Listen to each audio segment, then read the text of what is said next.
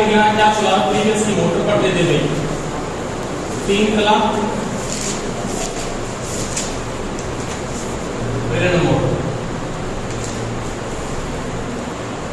इसके बारे में बात हम देखी, इसके टॉर्क के बारे में पढ़ा था कैसे मोटर चल रही है, कैसे स्टार्ट हो रही है, इसमें स्लिप पढ़ ली थी ना, उसमें क्या होता लास्ट में देखना स्लिप पढ़ा होगी, उससे आगे नहीं पढ़ा।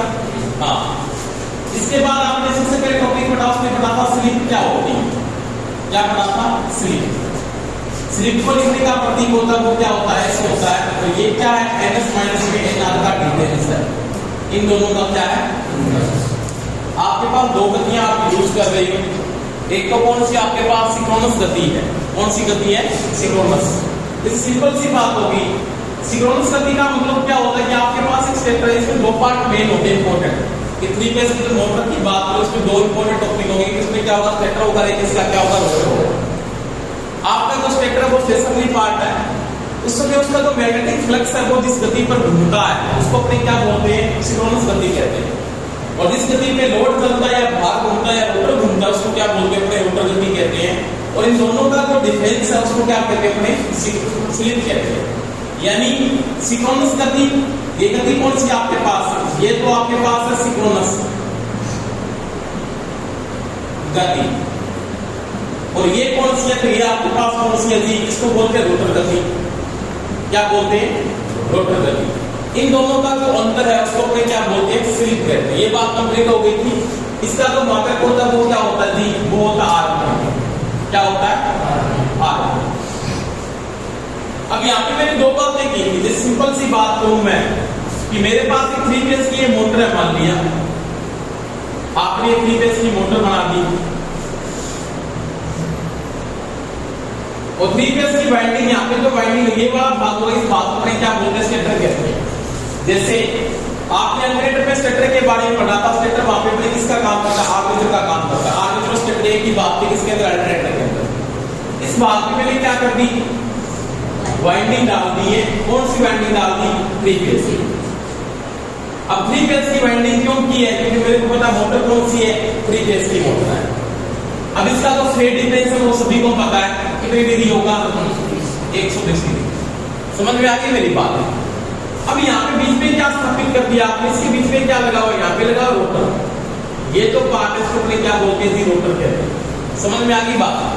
अब यहाँ पे क्या होता है, मैग्नेटिक फ्लक्स मेंटेन होता है, एक चुंबकीय बल क्या करता है, इस गति पे घूमता है, मैग्नेटिक फोर्स।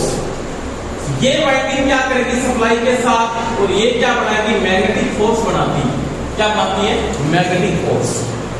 और ये चुंबकीय फ्लक्स या मैग्नेटिक फ्लक्स या मैग्नेटिक फोर्स जिस गति पे घूम रहा है वो गति कौन सी, अपने सिंक्रोनस गति है।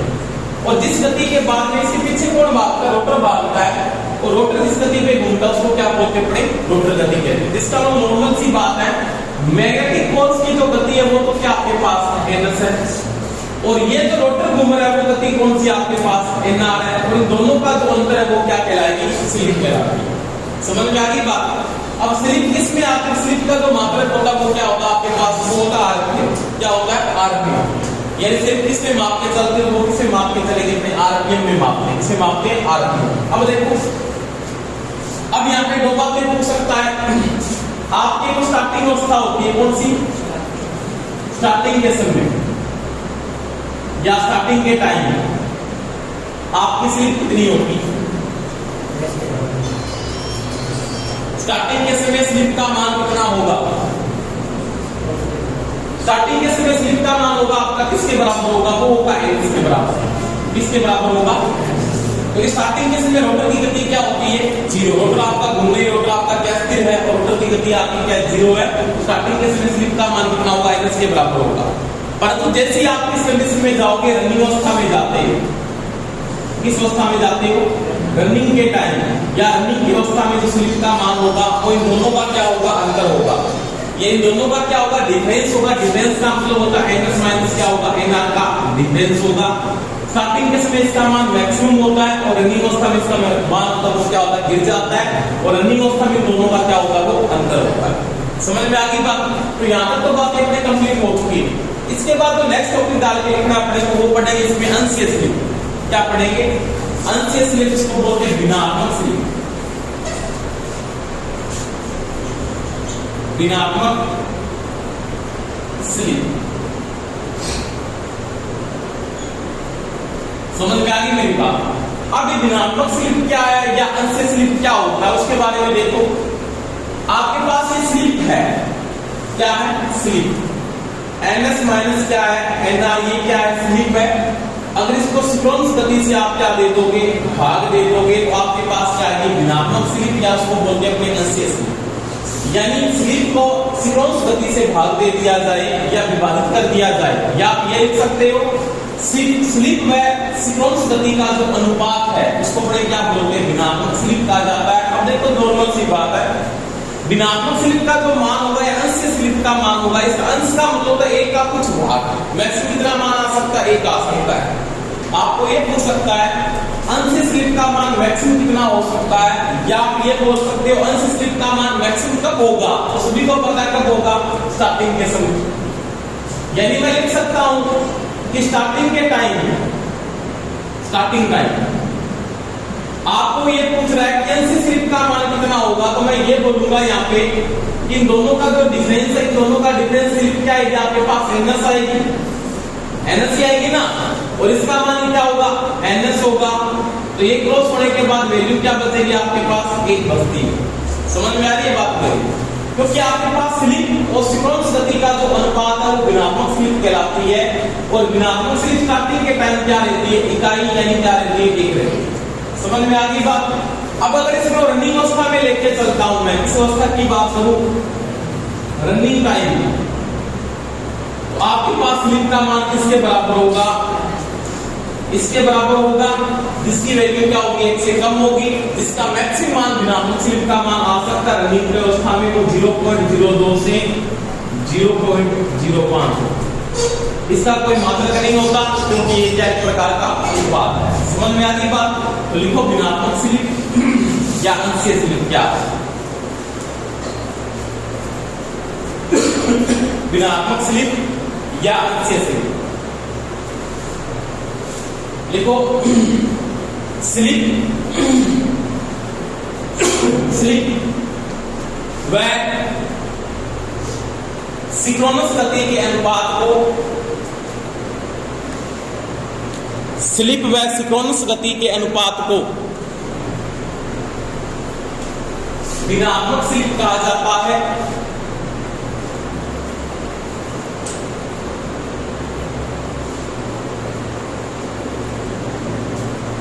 भिन्नात्मक स्लिप कहा जाता है जिसका कोई मात्रक नहीं होता, क्योंकि अनुपात है। जिसका कोई मात्रक नहीं होता क्योंकि है अनुपात है।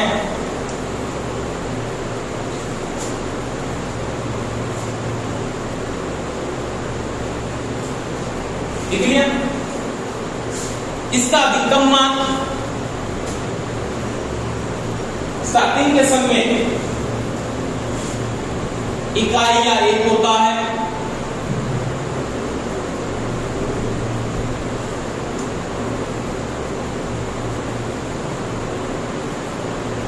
इसका अधिकतम मान स्टार्टिंग के समय इकाई या 1 होता है।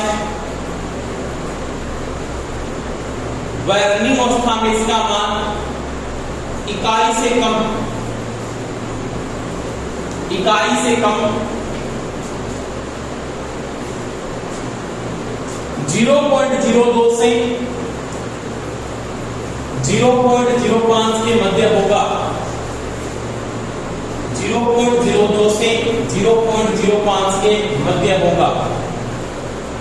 तो कर लिया, नीचे लिख लेना अंशीय स्लिप भिन्नात्मक स्लिप बराबर, इसको आप अंशीय स्लिप भी लिख सकते हो। एक ही बात होगी, अंशीय स्लिप या भिन्नात्मक स्लिप एक ही बात है। ns माइनस nr बटा क्या होगा? ns होगा।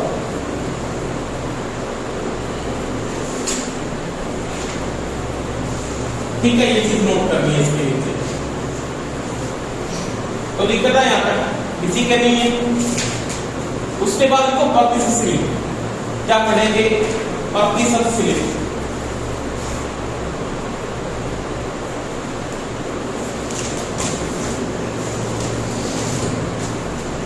देखो ऋणात्मक स्लिप तो निकाली है ना आपने, उसको अगर 100 से गुणा करोगे तो क्या आ जाएगी आपके पास प्रतिशत स्लिप आ जाती है। उसमें कोई दिक्कत नहीं आएगी, वो परसेंटेज में लेके चलता है। देखो आराम से। इसके बाद टॉपिक में पढ़ेंगे प्रतिशत स्लिप, यानी एस का जो मान है वो किसमें लेके आना, अपने को परसेंटेज में लेके चलना है। ठीक है। अब देखो आपके पास अंशीय स्लिप है ना, कौन सी है? अंशीय स्लिप। एनएस माइनस क्या है, एनआर बटा क्या है, एनएस। ये तो आपके पास अंशीय स्लिप है। परसेंटेज में निकालने के लिए किससे गुणा कर देंगे? 100 से। तो ये कौन सी स्लिप आ जाएगी आपके पास? प्रतिशत स्लिप। समझ में आ गई बात? इसमें कोई दिक्कत नहीं है। अब देखो इसका मान स्टार्टिंग के समय इसका मान नोट करना पड़ेगा, क्योंकि स्टार्टिंग के टाइम इसकी वैल्यू कितनी होगी? स्टार्टिंग टाइम इसका जो मान स्टार्टिंग के समय होगा वो कितना होगा? 100% होगा। कितना होगा? क्यों? क्योंकि इन दोनों का जो अनुपात है वो आपके पास स्टार्टिंग के समय 1 आ रहा है, और 1 को 100 से गुणा करोगे वैल्यू कितनी आएगी? 100% आएगी। और रनिंग के टाइम इनका जो मान होगा वो होगा 2 से 5%। 2 से 5%। बस इतनी बात और कोई नहीं, ये होता है।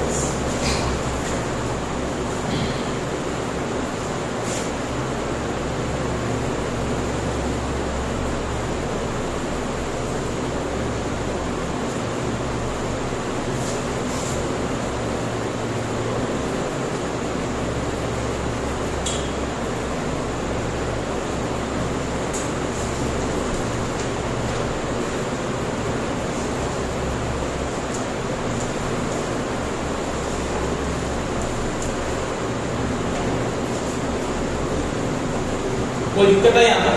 ठीक है। तो ये तो अपने बात की स्लिप क्या है, अंशीय स्लिप क्या है, प्रतिशत स्लिप क्या है, रोटर गति क्या है। अब एक टॉपिक और बचा इसमें, वो लिखोगे रोटर फ्रीक्वेंसी। क्या लिखोगे? रोटर आवृत्ति या रोटर की फ्रीक्वेंसी। एक ही बात होगी, रोटर आवृत्ति, इसको अपने किससे लिखा जाता है? एफआर। एक बात देखो, इंपॉर्टेंट चीज समझने वाली है यहाँ पे, थोड़ी सी ध्यान पे बोर्ड पे बात करना। ये जो चीज है ना स्टेटर, ये वाला पार्ट है, स्टेटर है इसका। ये स्टेशनरी पार्ट है, घूमेगा नहीं, मैकेनिकल रूप से ये नहीं घूमता है। ये किस रूप से घूमता है? मैग्नेटिक फोर्स के रूप से घूमता है। किस रूप से घूमता है? चुंबकीय बल के रूप में क्या होता है? रोटेट होता है। उसको चलाने के काम कौन करता है? रोटर को चलता है उसके काम से। समझ में आ गई मेरी बात? अब देखो रोटर में क्या आएगी? धारा पैदा होगी। सिंपल बात होगी। डीसी मोटर में आपने पढ़ा तो मैंने आपको बात बताई थी कि 3 फेज की जो मोटर है ना, वो डीसी मोटर के सिद्धांत पे काम करती है। डीसी मोटर का सिद्धांत वो चुंबकीय खिंचाव का है। तो वहां पे आपने क्या किया था कि किसी चुंबकीय क्षेत्र के बीच में आपने धारावाही चालक को रखा था डीसी मोटर में, परंतु यहाँ पे आपको धारावाही चालक को रखने की जरूरत नहीं है। धारा अपने आप इसमें क्या होती है? पैदा हो जाती है। समझ में आई बात? क्यों पैदा हो जाती है? क्योंकि मेरे को पता है यहाँ पर जो सप्लाई आ रही है स्टेटर में वो कौन सी है? एसी। एसी में क्या होता है? इंडक्शन पाया जाता है। इंडक्शन का मतलब प्रेरण होता है। और यहाँ पे कौन सा प्रेरण लागू होता है? रोटर में सहायक प्रेरण लागू होता है। इसको अपने म्यूचुअल इंडक्शन कहते हो या क्या कहते हो? वैल्यू प्रेरण। तो मेरे को पता है स्टेटर किसका काम करेगा? प्राइमरी वाइंडिंग का। ये किसका काम करेगा? सेकेंडरी का। तो सेकेंडरी वाइंडिंग के फलस्वरूप इसमें इलेक्ट्रोमोटिव फोर्स पैदा हो जाता है। उसके कारण से क्या होता है? उसमें फ्रीक्वेंसी पैदा होगी। क्योंकि मैंने आपको ये बताया थी बात कि आपके पास कोई भी ट्रांसफार्मर है, मान लीजिए ट्रांसफार्मर है, इसकी तो वाइंडिंग आपके पास ये है और एक वाइंडिंग आपके पास मान लिया ये। जो सप्लाई के साथ जुड़ी है वो तो कौन सी आपके पास? प्राइमरी वाइंडिंग है। और ये कौन सी आपके पास? ये सेकेंडरी वाइंडिंग है। समझ में आ गई बात? तो मेरे को पता है यहाँ पे जो रोटर काम कर रहा है ना, वो किस वाइंडिंग की भांति काम कर रहा है? सेकेंडरी वाइंडिंग की भांति काम कर रहा है। समझ में आ रही है बात? अब देखो यहाँ पे सप्लाई है, तो ये भी सप्लाई है। तो ये जो पार्ट था ना, पूरा का पूरा पार्ट, ये दोनों रुके हुए थे, घूम नहीं रहे। मैकेनिकल रूप से इसमें कोई पार्ट घूमता नहीं, परंतु यहाँ पे रोटर क्या होगा? बाद में मैकेनिकल रूप से घूमना क्या करेगा? शुरू कर देगा। तो स्टार्टिंग किस में इसकी फ्रीक्वेंसी क्या होती है? और आपके बात करेंगे रनिंग अवस्था में इसकी फ्रीक्वेंसी क्या होती है। तो वो किस बात पे डिपेंड करेगी? वो डिपेंड करेगी स्लिप के ऊपर। इस पे डिपेंड करेगी स्लिप पर। देखो आराम से बात कर रहा हूं मैं। स्टार्टिंग के समय रुका हुआ है, इसकी फ्रीक्वेंसी क्या होगी? आप बताओ। आप ये बोलोगे कि जो स्टेटर की फ्रीक्वेंसी है वो किसकी फ्रीक्वेंसी होगी, रोटर की फ्रीक्वेंसी होगी। क्यों? क्योंकि ये प्राइमरी वाइंडिंग और सेकेंडरी वाइंडिंग दोनों का रुके रहते हैं, तो ट्रांसफार्मर कभी फ्रीक्वेंसी को चेंज नहीं करता है। तो मेरे को पता है इसकी फ्रीक्वेंसी अगर 50 है, इसकी कितनी है 50, इसकी 100 है, इसकी कितनी है 100 है। जैसे ही घूमने लग जाएगा दोनों की सापेक्ष गति का मान है वो क्या होगा, कम होना शुरू हो जाता है।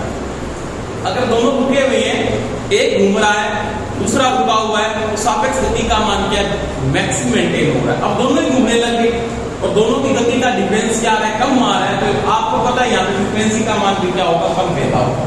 तो वो देखो सिंपल सी बात होगी, रोटर की आवृत्ति क्या है, रोटर आवृत्ति क्या होगी, वो होगी स्लिप इनटू एफएस। अगर आपको क्या करना, स्टेटर की फ्रीक्वेंसी को स्लिप से गुणा कर दो तो क्या आ जाएगी आपके पास, रोटर की फ्रीक्वेंसी आ जाएगी। स्लिप का मान कितना है वो डिपेंड करेगा कि रोटर की फ्रीक्वेंसी कितनी होगी। स्लिप का मान अगर 100% है, रोटर की फ्रीक्वेंसी भी कितनी होगी, 100% होगी। अगर इसका मान गिरता है, इसके साथ इसका मान भी गिर जाता है। ठीक है, तो आपको पूछ सकता है कि रोटर की फ्रीक्वेंसी किस बात पे डिपेंड करती है, वो करके डिपेंड किस बात पे, स्लिप पे डिपेंड करती है। किस पे डिपेंड करती है, स्लिप पे। अब यहाँ पे जो अपने को स्लिप लेके आनी है ना, ये कौन सी लेके आनी है वो ध्यान रख लेना। ये तो यहाँ पे स्लिप लेके आनी है, वो लेके आनी है, आप कौन सी स्लिप लेके आनी है, स्लिप नहीं लेके आनी, कौन सी लेके आनी है, अंश से स्लिप लेके आनी है। ये चीज का ध्यान रखना। ठीक है, तो लिखो इसके अंदर रोटर फ्रीक्वेंसी। अगर स्टेटर की फ्रीक्वेंसी को ऋणात्मक स्लिप से गुणनफल कर दिया जाए,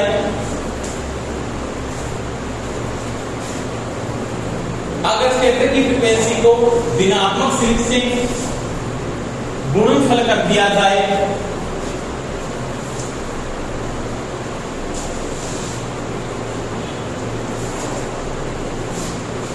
तो अंशीय स्लिप प्राप्त होगी, रोटर आवृत्ति प्राप्त होती है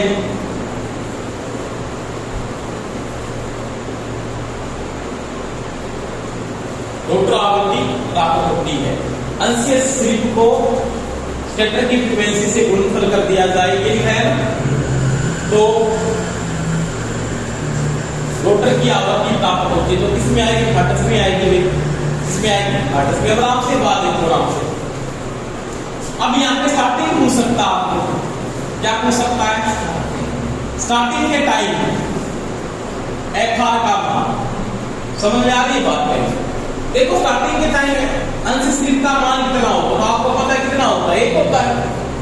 स्टार्टिंग के टाइम अंश स्लिप का मान कितना होता है, 1 होता है। और इसका मान कितना भी हो मेरे को नहीं पता, तो मैं यहाँ पे लिख सकता हूँ किसके बराबर होगी, एफएस के बराबर होगी। किसके बराबर होगी, एफ आर का मान एफएस के बराबर होता है। कब होता है, स्टार्टिंग के समय होता है। कब होता है, स्टार्टिंग के समय। अब देखो रनिंग के टाइम अगर बात करूं मैं, इस टाइम बात करूं आप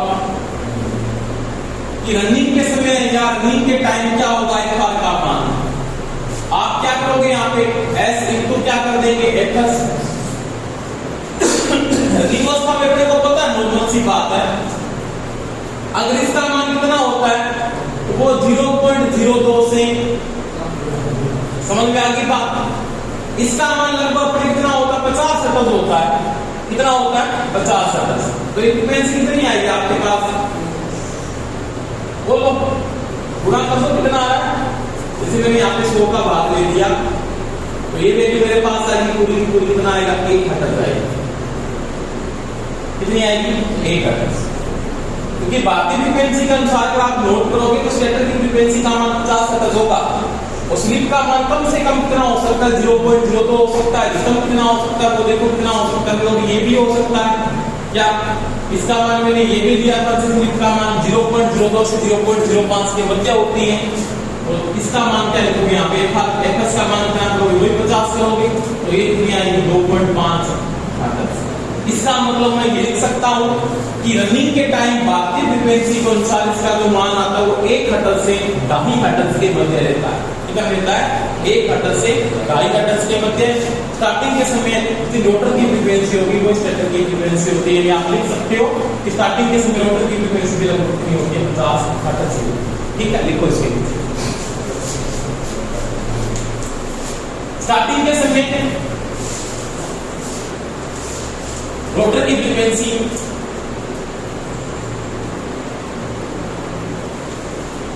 स्टार्टिंग के समय रोटर की फ्रीक्वेंसी स्टेटर की फ्रीक्वेंसी के बराबर होती है।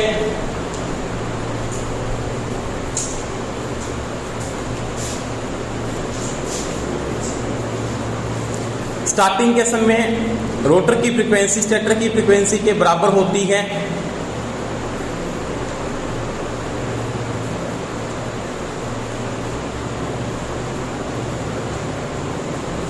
परंतु रनिंग के टाइम इसका मान गिर जाता है।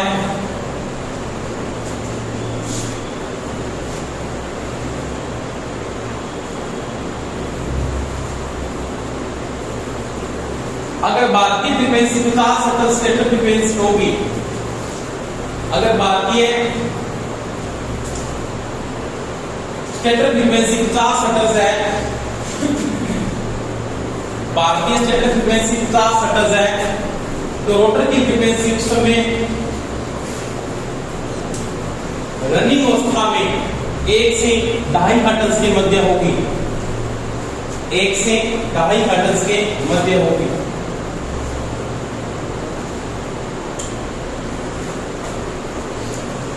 कोई दिक्कत नहीं है, अगर बताओ किसी के है तो नहीं है ना, ठीक।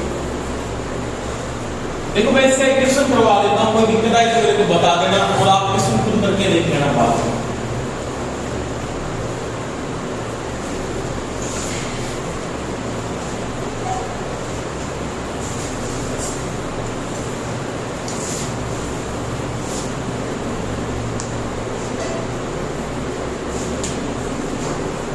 देखो एक चार्ज को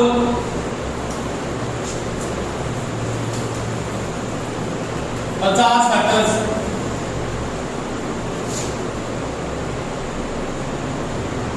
के प्रत्यावर्तक के साथ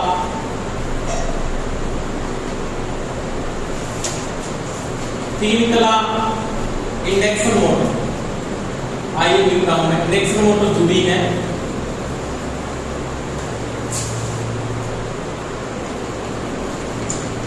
जिसकी रोटर गति एनआर का मान आपको दे रखा है 1440 आरपीएम। ठीक है, ये प्रश्न है मान, इसमें कुछ बातें पूछेगा अपने को। सबसे पहले अपने को पूछेगा इसकी सिंक्रोनस गति क्या है। सबसे पहले आप एमएस का मान निकाल सकते हो। किसका मान? एमएस का मान। नोट करने में कोई दिक्कत नहीं है, लिख लेना है बात, कोई बात नहीं। एमएस बराबर आपने पढ़ा था 120 एफ बटा में टी होता है, यही होता है। क्योंकि अल्टरनेटर की सप्लाई होगी वो किसको मिलेगी? इसके स्टेटर को मिलेगी, क्योंकि प्रदायी स्रोत आपका अल्टरनेटर है और लोड किसको देख रहा है? वो 3 फेज की मोटर को जोड़ रहा है। आपके पास यहाँ पे 120 इनटू फ्रीक्वेंसी का मान 50-60 पोल कितने आपके पास 50, इसका मान आएगा आपके पास 1500 आरपीएम। कितना ही आएगा? 2 पोल के साथ सभी को पता है 3000 मैंने आपको लिखा दी बातें, सिंक्रोनस गति मैंने लिखवाई किया, ठीक है। अब आपको क्या पूछ रहे थे? उसके बाद उसने पूछा इसकी स्लिप क्या है। क्या पूछा? स्लिप। तो कोई दिक्कत नहीं, स्लिप का मान इसमें एनएस माइनस क्या एनआर है।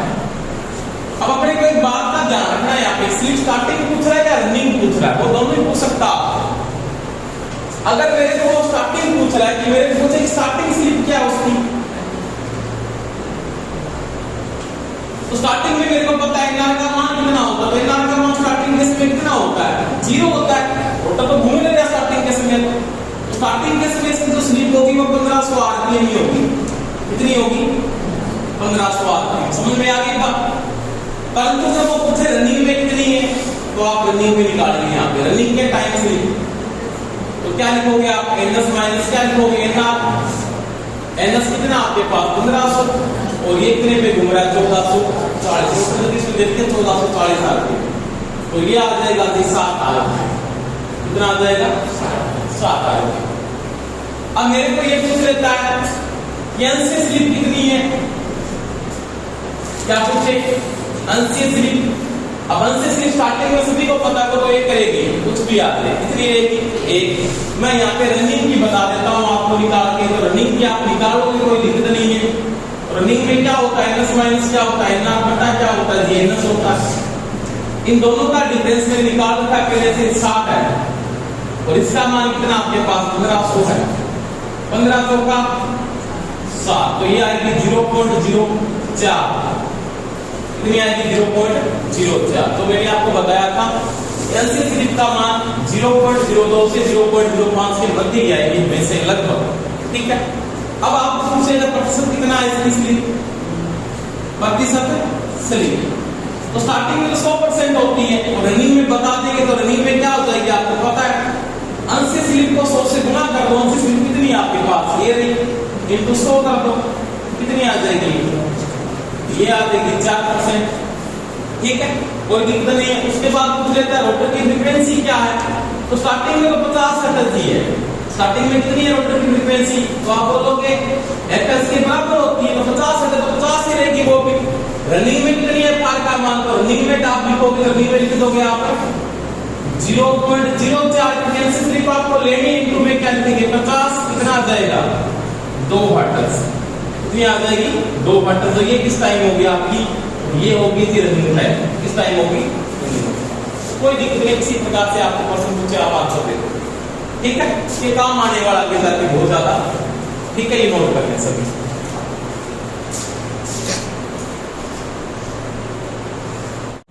ठीक है, अब देखो ये वाला टॉपिक की बात करूंगा, ये तो आपको ध्यान रखना स्लिप के बारे में, क्वेश्चन इनसे उठेगा, ये ध्यान रखना।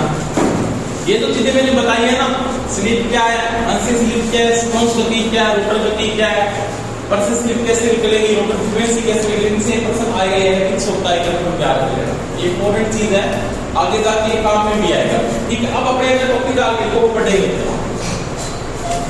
अब मैं अगर 3 फेज की मोटर की बात करूं, इसकी बात करेंगे। 3 फेज की मोटर के 2 इंपॉर्टेंट टॉपिक हैं, एक तो आपका क्या होगा स्टेटर होगा, एक आपका क्या होगा जी रोटर होगा, क्या होगा रोटर, दोनों के बारे में पढ़ेंगे। उसके बाद मोटर स्टार्ट करेंगे, कैसे स्टार्ट करती है, कैसे काम करती है। तो लिखो 3 कला मोटर में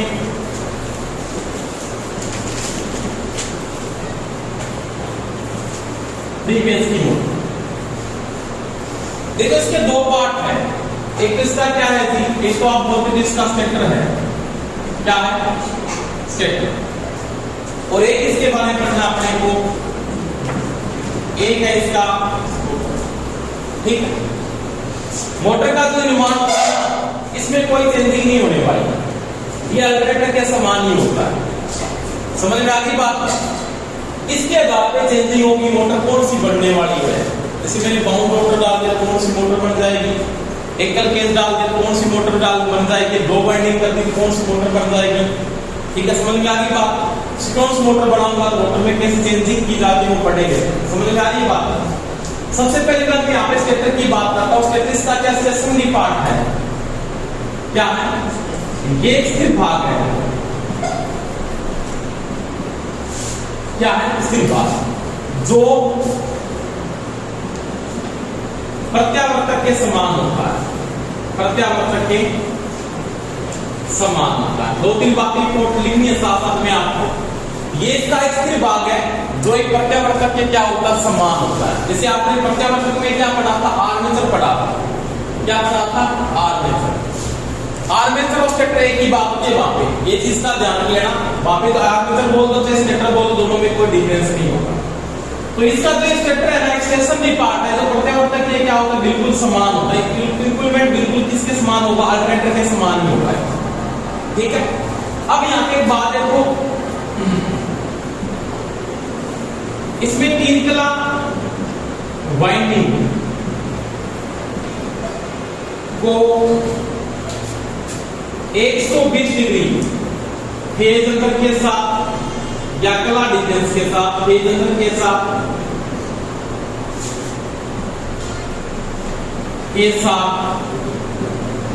स्थापित करते हैं।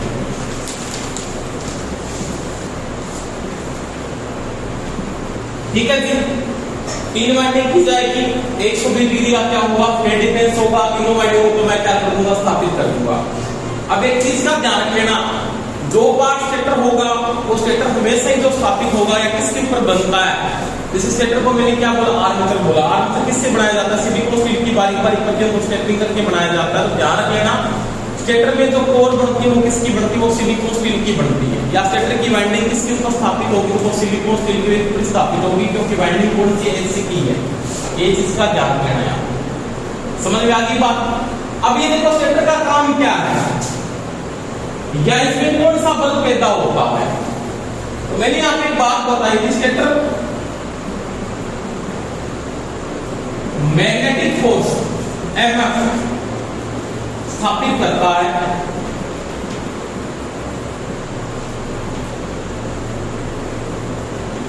जो घूमने वाले स्वभाव का होता है, घूमने वाले प्रकृति का होगा।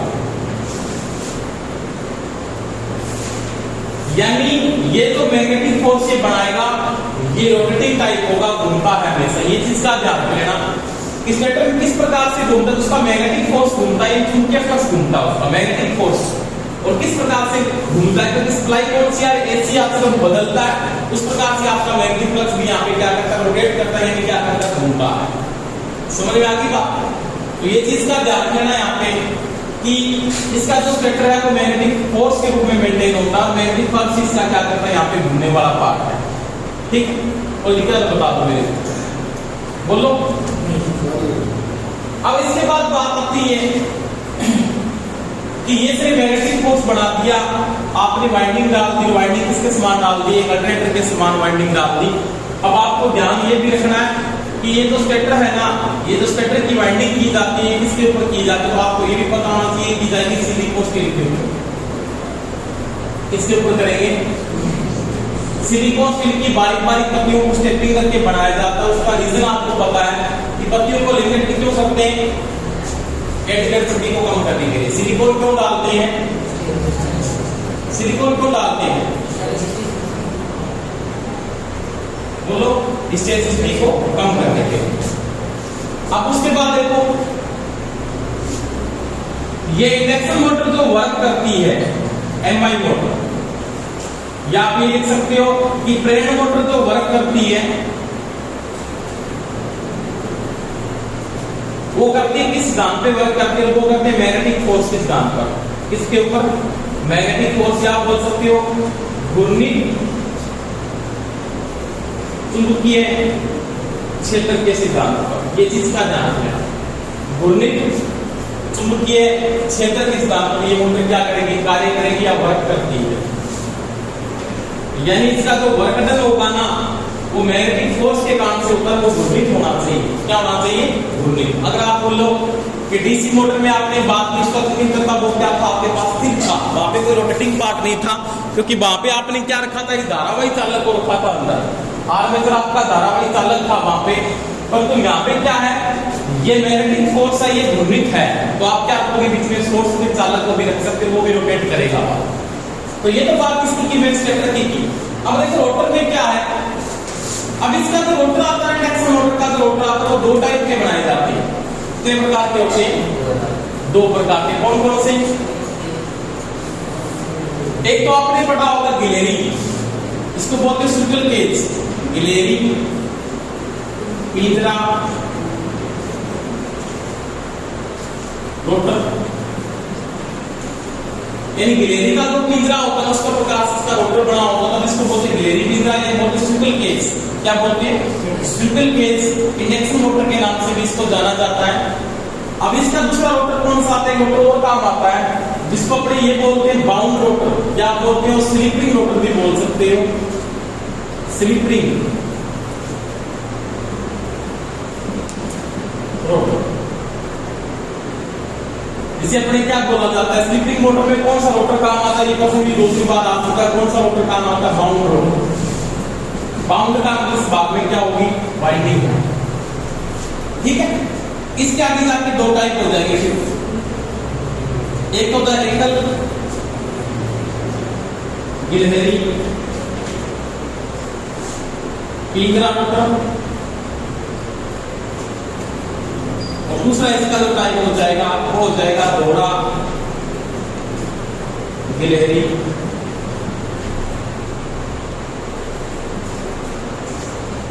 पिंजरा।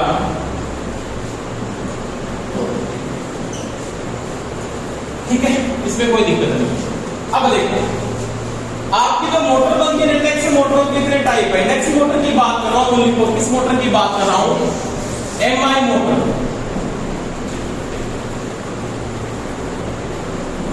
Induction motor. आइए मोटर की बात करें, ओनली फॉर इंडक्शन मोटर की बात करें, इसको अपने क्या बोल रहे हैं, प्रेरण मोटर बोल रहे हैं। इसके दो टाइप के रोटर यूज होंगे, एक तो गिलेरी की तरह होगा, एक होगा स्लिप मोटर। स्लिप मोटर को बाउंड रोटर के नाम से जाना जाता है। बाउंड रोटर क्यों करते हैं, इस बात में वाइंडिंग की जाती है, बता दूंगा, स्टार वाइंडिंग की जाती है। इसके दो टाइप है, एकल और क्या है, दोहरा, दो टाइप अपने यूज किए जाते हैं, ठीक है, दोनों के बारे में पढ़ेंगे।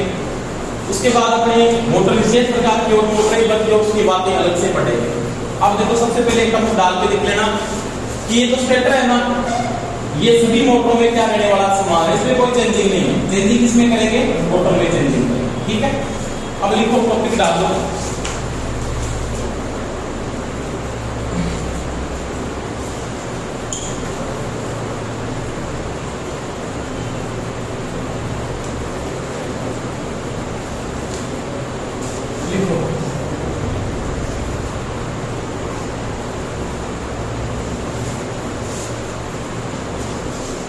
तीन कला प्लेन मोटर, तीन कला प्लेन मोटर।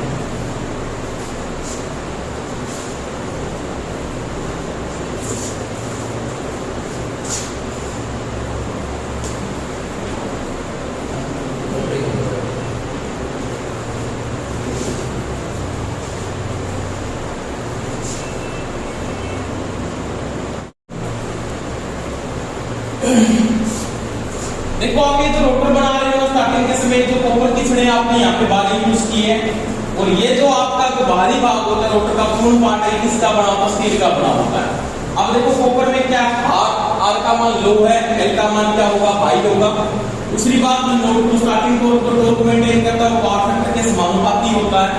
इसका स्टार्टिंग टॉर्क में बोलता हूं नीमन होता है, और रनिंग टॉर्क इसका क्या होता है, हाई होता है। उसके बारे में बात कर रहे हैं, ठीक है। आराम से बोर्ड पे देखना, कोस के बराबर आपने क्या पढ़ा, आर बटा जेड होता है। दोबारा से रिपीट कर रहा हूं थोड़ा सा। स्टार्टिंग के समय मेरे को पता है स्लिप का मान 100% होता है, उसके कारण रोटर की फ्रीक्वेंसी स्टेटर की फ्रीक्वेंसी के बराबर होती है। फ्रीक्वेंसी का मान उच्च होने से एक्सल का मान उच्च होगा, एक्सल का मान उच्च होने से जेड का मान उच्च होगा, जेड का मान थोड़े से कोस फाई का मान क्या होगा, कम होगा, कोस का मान कम होने से टॉर्क का मान कम होगा। बात समझ में आ गई यहाँ पर। अब क्या होगा, जैसे मोटर आपकी रनिंग अवस्था में चली जाती है, जैसे आपकी मोटर रनिंग अवस्था में जाएगी तो ये स्लिप होती है, गिरती है, और स्लिप जब कम होती है तो रोटर की फ्रीक्वेंसी क्या होती है, कम हो जाती है। अब रोटर की फ्रीक्वेंसी कम हो गई, रोटर की फ्रीक्वेंसी कम हो गई, एक्सल का मान क्या हो गया, पहले उसका क्या हो गया, निम्न हो गया, जेड का मान कम हो गया, जेड का मान कम होने से कोस का मान क्या हुआ, बढ़ा, और कोस का मान जैसे ही बढ़ा ना तो भी क्या हो गया, बढ़ गया। टॉर्क बढ़ा, गति का मान क्या हो गया, कम हो गया। टॉर्क का गति क्या होता है, विलोमानुपात। विलोमानुपात, समानुपात नहीं, विलोमानुपात। समझ में आ गई बात।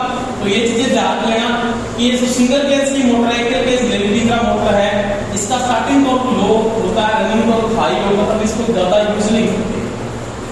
समझ में आ गई बात। ये कम लोड के साथ सेल्फ स्टार्ट हो सकती है, ज्यादा लोड के साथ ये मोटर सेल्फ स्टार्ट नहीं होगी। यहाँ पे कोई दिक्कत तो मेरे को बता, ये चीजें नोट कर लो।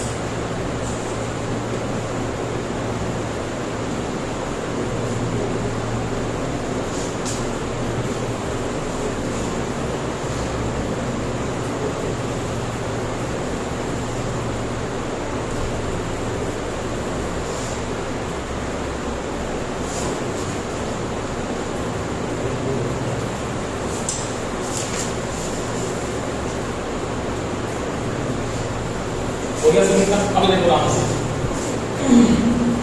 इसको मैं थोड़ा दोबारा समझा देता हूँ। इस प्रकार से इसका रोटर ये बना होता है, ऐसे होता है।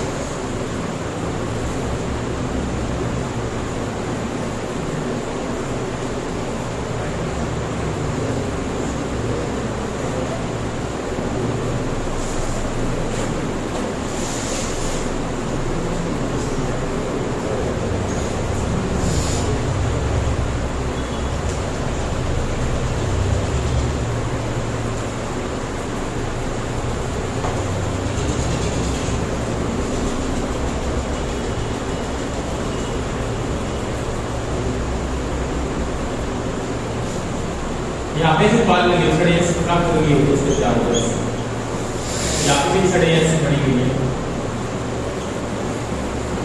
ठीक है, अब देखा बोर्ड थोड़ा सा, ये जो छड़े जुड़ती है ना इसकी किससे जुड़ी होती है, ऐसे जो आप जोड़ के बनाते इस प्रकार से जुड़ी होती है, एक समूह साथ में नहीं जोड़ते ऐसे, इस प्रकार से रोटर जुड़ता करके बनता है।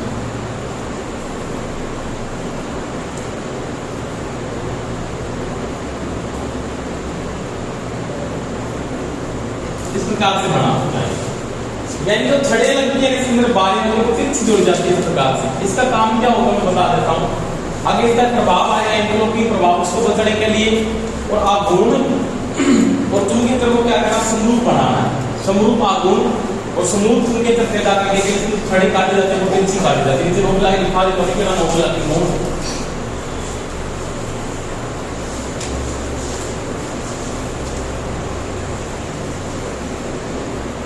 गिलेरी पिंजरा पेड़ मोटर की छड़े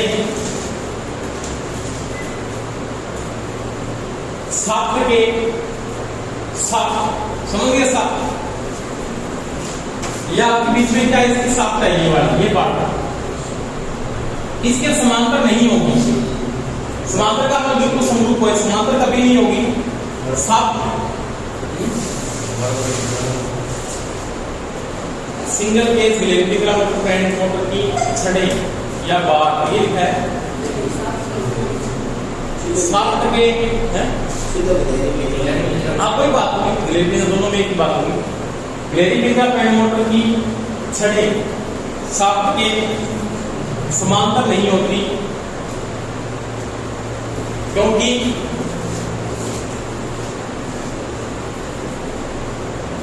रोटर फील्ड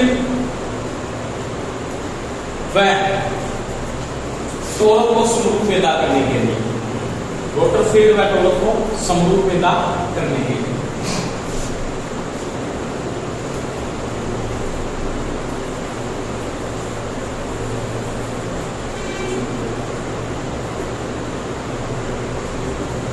ठीक है।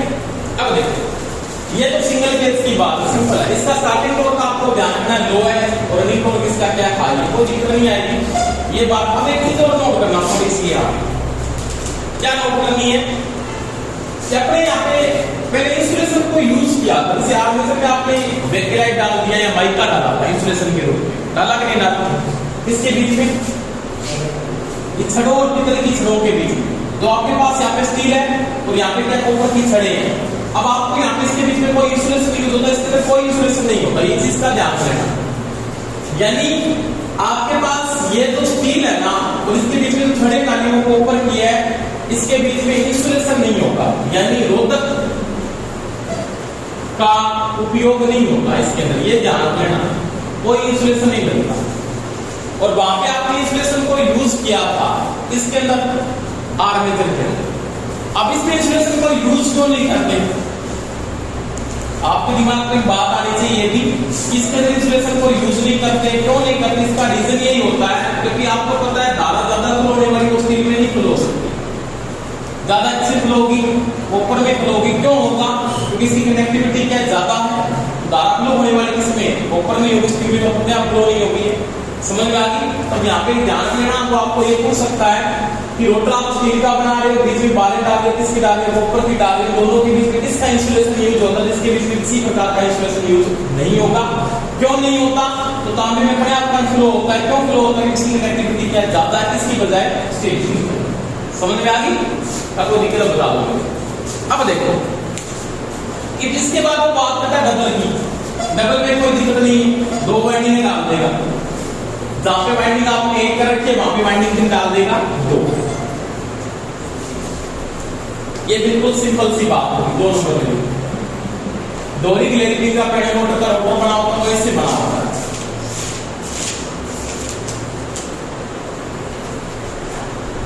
ठीक है, ये रोटर मान लिया, इसका फ्रंट भी बता रहा हूं, ये रोटर बना हुआ है ऐसे, ये इसकी साथ मान लेते हैं रोटर की। अब यहाँ पे वाइंडिंग डाल दिया आपने ऐसे, एक तो ये डाल दी, इसको बोलते हैं बाहरी वाइंडिंग बोल सकते हो आप, या बाहरी केज वाइंडिंग बोल सकते हो, और एक डाल दो ये वाइंडिंग, दो वाइंडिंग में डाल दो, दोनों को क्या करना है, सोल्ड करना है। क्या करना है, सोल्ड। ये वाइंडिंग आपको ऐसे सोल्ड है,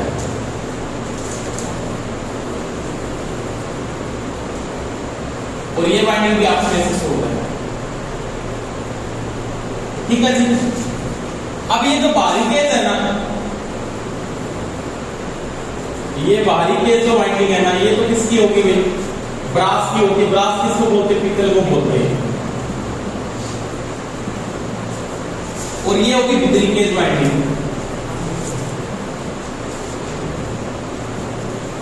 और ये किसकी होगी, ये होगी कॉपर की, है तांबे की। ठीक है, दो वाइंडिंग का।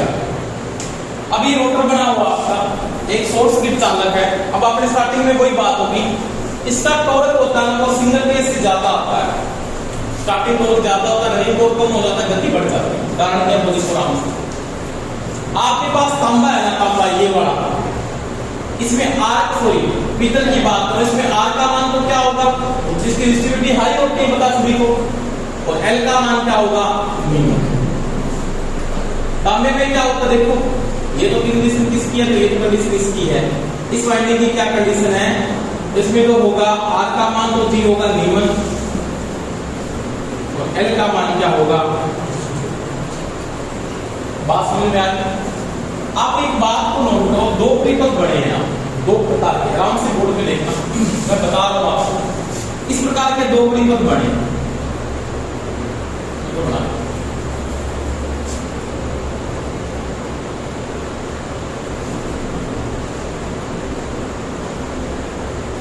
और दोनों किस क्रम में जुड़े हैं, समांतर में जुड़े हैं। क्योंकि आपने फ्रंट और एंड की जो प्लेटें उनको दो आपने की प्लेटों को क्या कर रखा है, ब्रेजिंग या वेल्डिंग करके क्या कर रखा है, सोल्ड कर रखा है। क्या कर रखा है, सोल्ड। तो ये जो प्रीकप बनेगा ना दोनों का, ये पैरेलल सर्किट बन रहा है। क्या बन रहा है, पैरेलल। ये इसमें भी आ रहा है, इसमें एल है, इसमें भी आ रहा है, इसमें भी क्या है, एल है।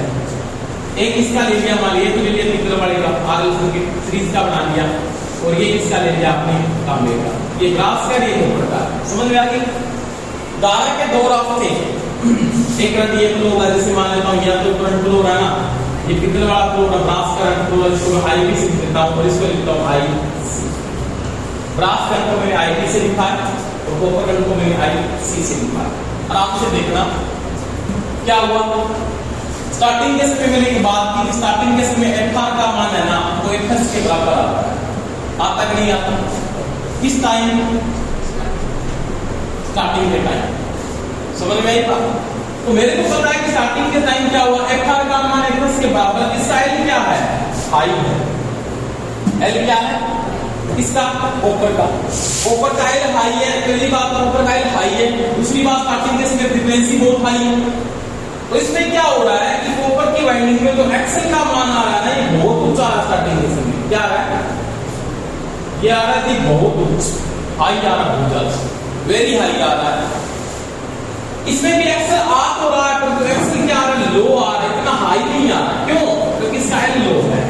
पीतल का क्या है, एल का मान बिल्कुल क्या है, नीमन। समझ में आती बात। एक्सल का मान इतना ज्यादा आता है, इसका जो इंपीडेंस है ना, इंपीडेंस का मतलब इसका ZC, ये आपका उच्च, किसकी बजाय, ZB की बजाय, इसका क्या आता है, इसकी बजाय लो आता है।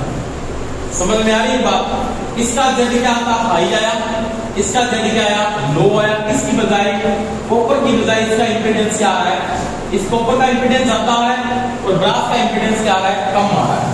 तो धारा फ्लो होती है, आई बराबर सभी को पता है क्या होता है, V बटा Z होता है। इसका Z कम होगा, उसमें आई क्या होगी, ज्यादा फ्लो होती है।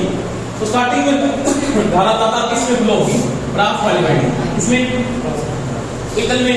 अब पीतल में धारा ज्यादा फ्लो होगी, तो मेरे को पता है पीतल का कोस फाई क्या है, उच्च है। क्यों उच्च है, इसका आर उच्च, आर उच्च होने के कारण कोस फाई का मान क्या होगा, हाई होगा। तो कोस फाई पे ज्यादा होगा तो इसका टॉर्क भी क्या होगा, ज्यादा। टॉर्क स्टार्टिंग क्या देगी, मोटर ज्यादा लेगी।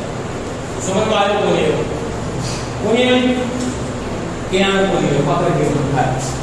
दोबारा रिपीट कर रहा हूं, देखो आराम से।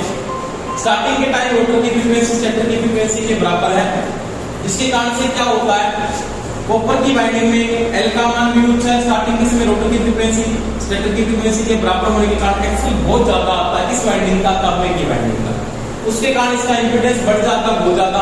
इंपीडेंस इसका ज्यादा आता है किस वाइंडिंग की बजाय, न्यूट्रल की वाइंडिंग की बजाय। इसका इंपीडेंस ज्यादा, उसमें धारा क्या होगी, कम होगी। तो आप यहाँ पे एक बात लिख सकते हो कि स्टार्टिंग के समय, स्टार्टिंग टाइम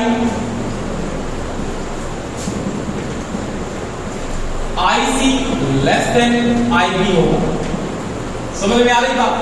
ज्यादा धारा किसे फ्लो हो रही है, ब्रास की वाइंडिंग में फ्लो होती है। IB का मतलब मैंने लिखा ब्रास वाइंडिंग में धारा ज्यादा फ्लो होगी स्टार्टिंग के समय। क्यों? इसका कारण है, क्योंकि कारण क्या है, तो कारण ये है कि ZB लेस देन ZC, ये कारण है। ZC का मतलब क्या, कॉपर का इंपीडेंस ज्यादा है किसके बजाय, ब्रास की बजाय। ब्रास का इंपीडेंस कम होगा तो ब्रास में ज्यादा धारा फ्लो हो रही है। अब धारा ज्यादा फ्लो है, उसका पावर फैक्टर डिपेंड करेगा। तो पावर फैक्टर क्या आएगा, स्टार्टिंग में समय उच्च हो जाता है। क्योंकि पावर फैक्टर उच्च क्यों हो रहा है, क्योंकि ब्रास का आर ज्यादा है, आर थोड़े का कॉस्ट पर क्या होगा, बढ़ेगा, और कॉस्ट पे बढ़ेगा जिसका टॉर्क भी क्या होगा, बढ़ेगा। मैं उस टॉर्क के साथ स्टार्ट होकर इसका मैं लिख सकता हूं, इसका जो स्टार्टिंग टॉर्क होता है क्या जी, स्टार्टिंग टॉर्क को क्या होता है जी, वो होता है क्या होता है, मोटर घूमना शुरू कर देती है, मोटर चलती रहती है। चलिए रनिंग में गई।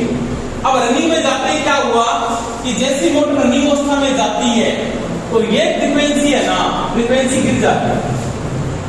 फ्रीक्वेंसी गिरने से एक्सल का मान क्या हो गया, कम। इसमें तो भगवान की देन से पहले एक्सल कम था इंपीडेंस में, इसमें ओनली किसका था, आर था। इसका अब क्या हुआ, एक्सल भी कम हो गया और आर इसका पहले से क्या है, कम है। अब क्या होगा, कॉपर का इंपीडेंस क्या होगा, गिर जाएगा।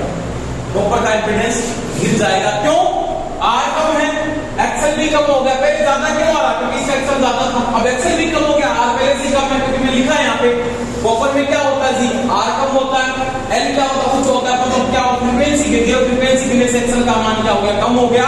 अब दोनों कम होते क्या हुआ, धारा किस तरफ फ्लो होने वाली है, कॉपर की ओर ज्यादा फ्लो होने वाली है, इससे धारा क्या होगी, कम फ्लो। तो रनिंग अवस्था में क्या होने वाला है, ये तो स्टार्टिंग टाइम है, तो रनिंग टाइम क्या हो जाएगा, अब हो जाएगा IC ग्रेटर देन IB। क्या होने वाला है, ये हो जाएगा कि ZB less greater than ZC, ये कंडीशन आ जाएगी। ठीक है, अब जैसे ये कंडीशन आएगी, ज्यादा करंट किसमें फ्लो होने वाला है, कॉपर की वाइंडिंग में फ्लो होगा। अब देखो कॉपर की वाइंडिंग में फ्लो होगा, कॉपर वाइंडिंग में क्या है, आर का मान लो है, और आर का मान लो है तो कोस का मान क्या होगा, कम होगा। कोस का मान कम होगा तो क्या हो जाएगा, कम। रनिंग अवस्था में टॉर्क कम होगा, टॉर्क कम होगा, ठीक क्या होगी, बढ़ जाएगी। तो रनिंग टॉर्क किसका क्या होता है, बस ये डबल केस की बात है। ठीक है, देखो